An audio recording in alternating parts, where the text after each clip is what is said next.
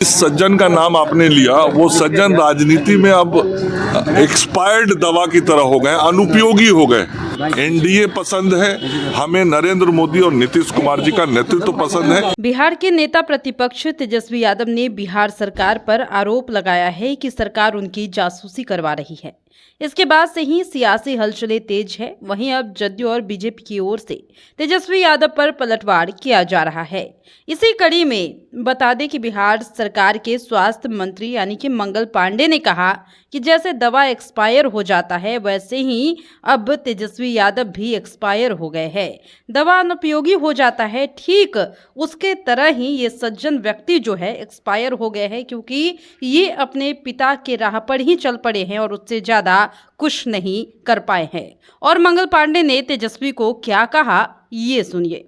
देखिए, जैसे दवा एक्सपायर्ड हो जाता है ना, तो उस दवा का कोई काम नहीं रह जाता है, मतलब अनुपयोगी हो जाता है दवा।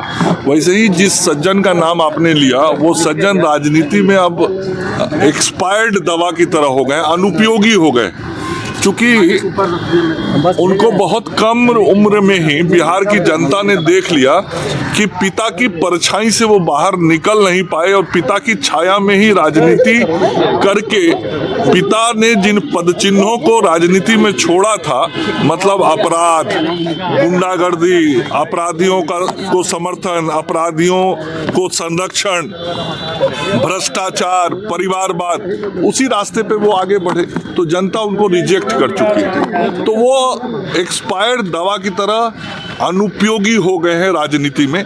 इसलिए अब वो क्या बोलते हैं, क्या करते हैं, इसका बहुत मायने मतलब नहीं है।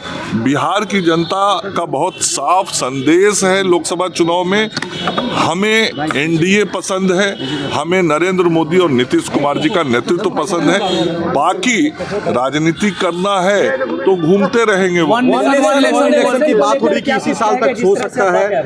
देखिए, ये एक बहुत ही गंभीर विषय है और पूरे देश में सभी राजनीतिक दलों के बीच इस पे विचार विमर्श चल रहा है। विचार विमर्श पूर्व में हुआ है, सभी राजनीतिक दलों के सुझाव लिए गए हैं और देश के पूर्व राष्ट्रपति आदरणीय रामनाथ कोविंद जी के अध्यक्षता में एक समिति गठित है। उस समिति ने एक प्रारंभिक रिपोर्ट भी तैयार किया था और सभी राजनीतिक दलों से विचार विमर्श करने के उपरांत जो विचार बनेगा, जो सुझाव सभी के आएंगे, उसके आलोक में कोई भी निर्णय होगा। तो अभी सब कुछ यह प्रक्रियागत है। सर, कल पटना में एक बड़ी बैठक हुई थी अल्पसंख्यक समाज की तरफ से। उसमें मुख्य शरीयत इमारत सरिया ने कहा कि अगर थोपा जाएगा वक्फ कानून को तो हम आंदोलन करेंगे। कृषि कानून भी वापस हुआ था और लॉ एंड ऑर्डर खराब हो गया। देखिए, ये जो भाषा आप बोल रहे हैं, मैं सुना नहीं हूँ उनकी बात को, लेकिन जो आप भाषा बोल रहे हैं ये तो ठीक नहीं है किसी के लिए भी। और यह लोकतांत्रिक देश है, प्रजातांत्रिक देश है, संविधान से देश चलता है, संविधान की व्यवस्थाएं हैं और संविधान की व्यवस्थाओं में जब कभी कहीं सुधार की ज़रूरत पड़ी है तो आज़ादी के बाद से अभी तक बहुत सारे सुधार किए गए हैं और हमारे आदरणीय प्रधानमंत्री नरेंद्र मोदी जी के नेतृत्व में कई सुधार देश के अंदर हुए हैं।